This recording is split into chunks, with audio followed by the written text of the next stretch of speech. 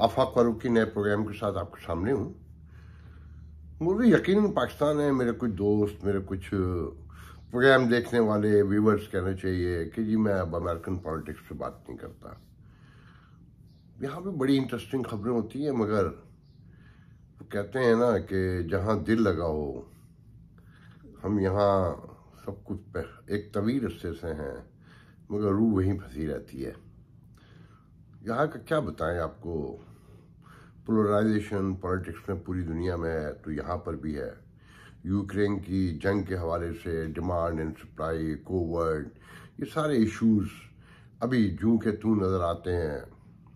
और अगले इलेक्शन के लिए डोनाल्ड ट्रंप को पीछे धकेलने और उसके लोग आगे लाने के लिए अपनी तगोदों में मसरूफ़ हैं कि कहा जाता है कि जी अगर डोनाल्ड ट्रंप जो उन पर मुकदमात हैं, क्योंकि वफाक में तो उन्होंने यकीनन फेडरेशन में तो अपने लिए पार्डन लिया हुआ होगा, मगर जो स्टेट्स में जो मुकदमात हैं जिनका पार्डन नहीं होता, कि वहाँ उनके साथ कुछ भी हो सकता है।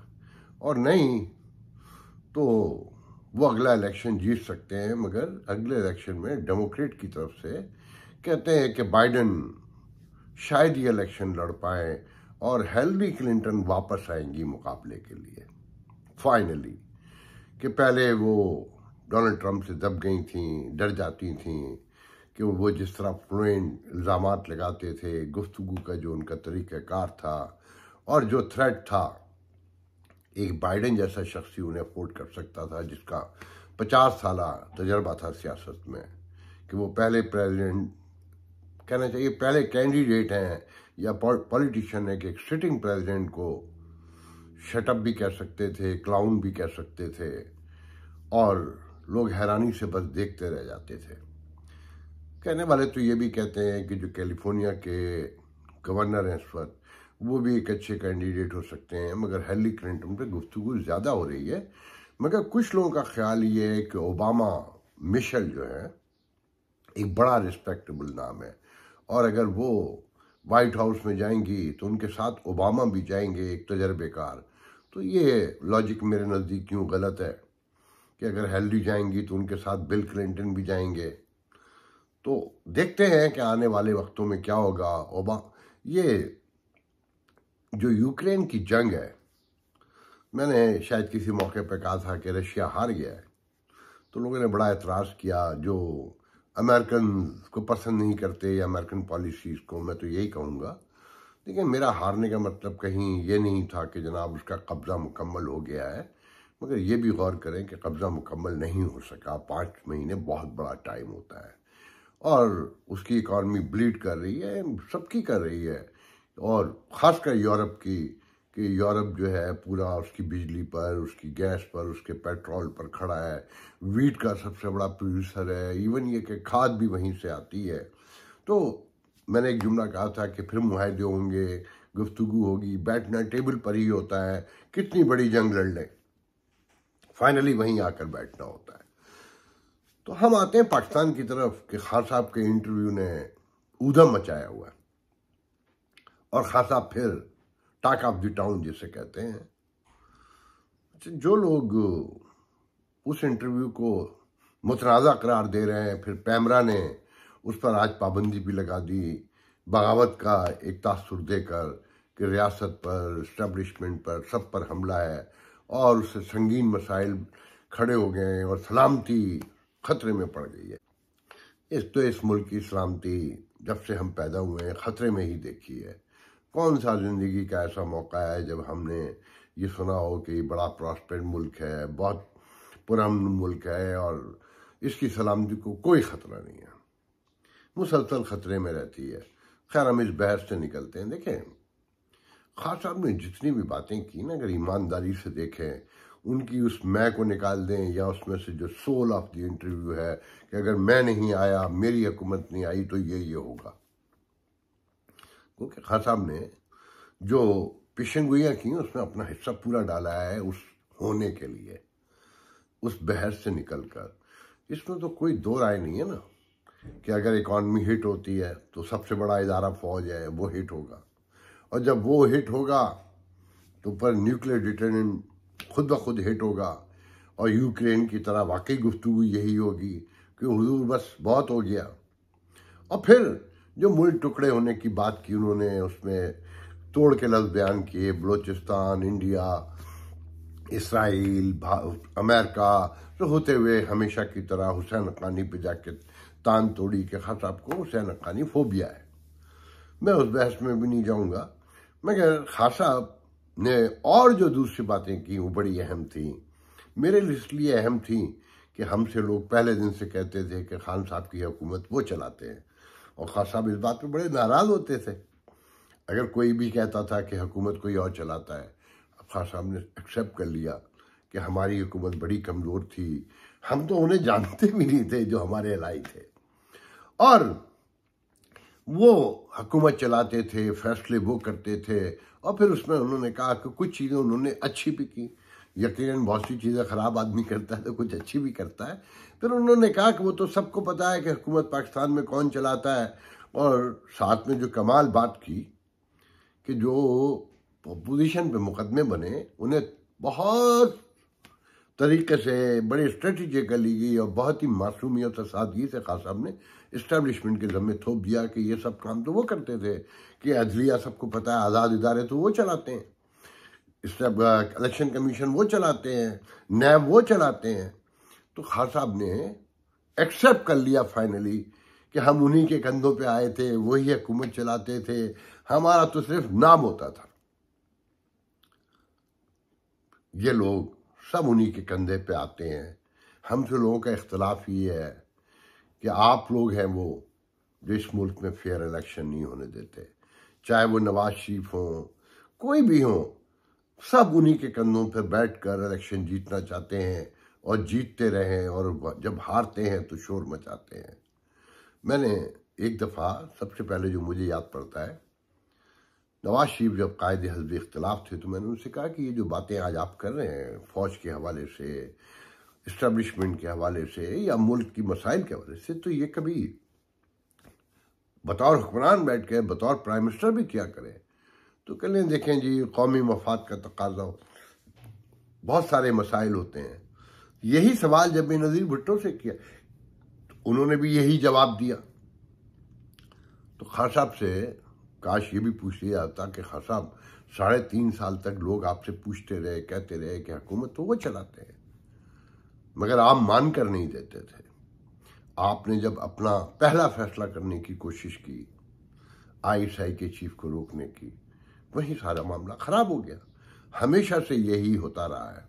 अभी एक नामवर दानिश्वर, इकॉनमी के दानिश्वर कह रहे थे कि मईशत बंद गली में जाकर खड़ी हो गई है, जो खान साहब कह रहे हैं। मगर खान साहब ये कह रहे हैं मेरी हुकूमत होगी तो शायद मैं बचा लूँ, मगर सबको पता है कि अब ऐसा नहीं हो सकता। कि वो कह रहे थे कि मईशत बंद गली में खड़ी है, 24 बिलियन की एक्सपोर्ट पर आप $54 बिलियन की इंपोर्ट कैसे कर सकते हैं।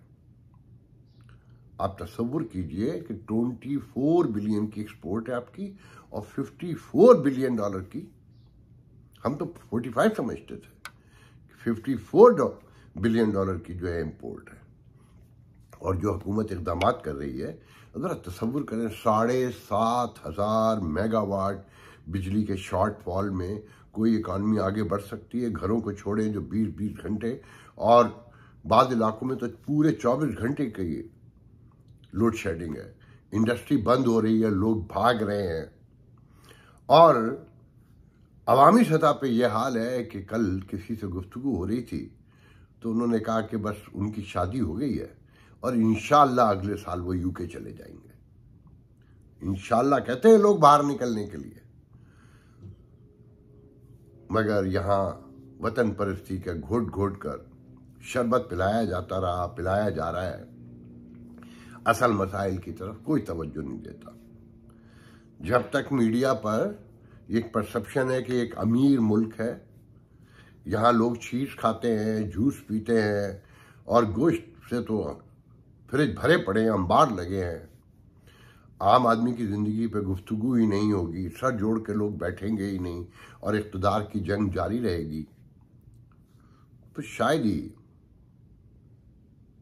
मैं अपने मुंह से कुछ नहीं कहना चाहता, वो हालात सब देख रहे हैं, समझ रहे हैं। और मैं खान साहब के बस एक मैं को निकाल दीजिए, खान साहब की और मेरी दोनों की, तो हिट वही दारा पहले होगा। और क्यों होगा इस पे बहस आप लोग कीजिएगा। मैं खान साहब के इंटरव्यू की 2-4 दिलचस्प बातें और बता दूं जो नज़रअंदाज कर दिया गया पाकिस्तानी मीडिया में। खान साहब से सवाल पूछा गया कि कुछ लोगों का ख्याल यह है कि शायद कहीं अंदरूनी खाना कोई सुलह सफाई, सुलह हुदैबिया का लोग भी हवाला देते हैं, तो कहीं मज़ाकरात तो हो रहे होंगे। तो उन्होंने कहा कि सुलह हुदैबिया, लॉन्ग मार्च, धरने का खात्मा जो है वो सुलह हुदैबिया थी, और असेंबलियों में जाने का तो सवाल ही नहीं पैदा होता कि असेंबलियों में जाने के लिए पहले ये तस्लीम कर लूं मैं कि साजिश, तो हमने साजिश को तस्लीम कर लिया। हमारा मुतालबा यह है कि साजिश के खिलाफ पहले तहकीकात हो आला सतह पर, जो खान साहब कहते हैं अदालती कमीशन बनाकर। फिर दिलचस्प बात यह है कि खान साहब को जब ये इंटरव्यू रात गए रिपीट हो रहा था जिस चैनल पर, वहाँ ये खबर भी आ रही थी कि फवाद चौधरी कह रहे हैं कि इलेक्शन रिफॉर्म के लिए हम असेंबली आने को मशरूत तैयार हैं। ये है सियासत के दाव पेच कि एक तरफ सवाल ही नहीं पैदा होता और दूसरी तरफ मशरूत आने को तैयार है। तो सुलह हुदैबिया के हवाले से खान साहब ने जो कहा कि ये धरने का खात्मा सुलह हुदैबिया थी, उसे भी मान लिया कि हाँ धरने वाले दिन अयाज सादिक, दूसरे लोग सारे बैठकर मज़ाकरात भी हो रहे थे, उसे भी खामोशी से खान साहब ने तस्लीम कर लिया। फिर जो खान साहब ने दिलचस्प तरीन और बातें की जो मेरे नज़दीक ज़्यादा अहम है, खान साहब से पूछा गया कि खान साहब रात गए, प्रिजन व्हीकल किसने भेजी और चला कौन रहा था, उस रात हुआ क्या? तो खान साहब ने कहा कि तारीख में जमहूरियत की वो रात याद रहेगी। सबको पता होगा कि पता चलेगा कि स्पीकर को कैसे वापस भेजा गया, और बड़े साफ बता दिया कि कौन पीछे से कर रहा था और कैसे कर रहा। खान साहब ने कमाल इंकिशाफ किया। उनसे पूछा गया कि कहीं तो जो मुज़ाकरात के हवाले से कि हुआ क्या था, तो क्या उन्हें नहीं पता था कि मुल्क में क्या हो रहा है, कुछ इस तरह का सवाल था। तो उन्होंने कहा कि देखें, तहरीक एतमाद के दौरान खान साहब ने बहुत तरीके से वाक़या बयान किया कि मैं खुद न्यूट्रल्स के पास चल कर गया और मैंने उन्हें बताया कि हमारा ग्रोथ रेट क्या है, पहले 5.5% था, अब 6% है। फिर उसके बाद मैंने शौकत अजीज को प्रेजेंटेशन के लिए भेजा, उन्होंने पूरी प्रेजेंटेशन दी, मगर आखिर में न्यूट्रल्स ने जवाब दिया कि ना ये कोई साजिश है और हम तो न्यूट्रल हैं। न्यूट्रल कोई होता है? और फिर खान साहब ने जो इस्लामी टच देना शुरू किए, रियासत मदीना, ला इलाहा इल्लल्लाह का मतलब कि इस्लामी टच के बगैर तो खान साहब आगे बढ़ ही नहीं सकते। ये इंटरव्यू वाकई एक तारीखी इंटरव्यू है। इसमें बहुत सी चीज़ें सामने आई हैं कि हुकूमतें कौन चलाता है, कैसे चलाता है और होता क्या है, ये हुकूमत भी कैसे चल रही है, सबको नज़र आ रहा है। मईशत कहाँ जाकर खड़ी हो गई है, ये भी सब हम देख रहे हैं। और अगर आपको याद हो, इन्हीं प्रोग्रामों में बहुत अरसे से कहा जा रहा है कि इलेक्शन क्या मईशत दुरुस्त कर सकते हैं। अब ये पाकिस्तान में गुफ्तगू शुरू हो चुकी है।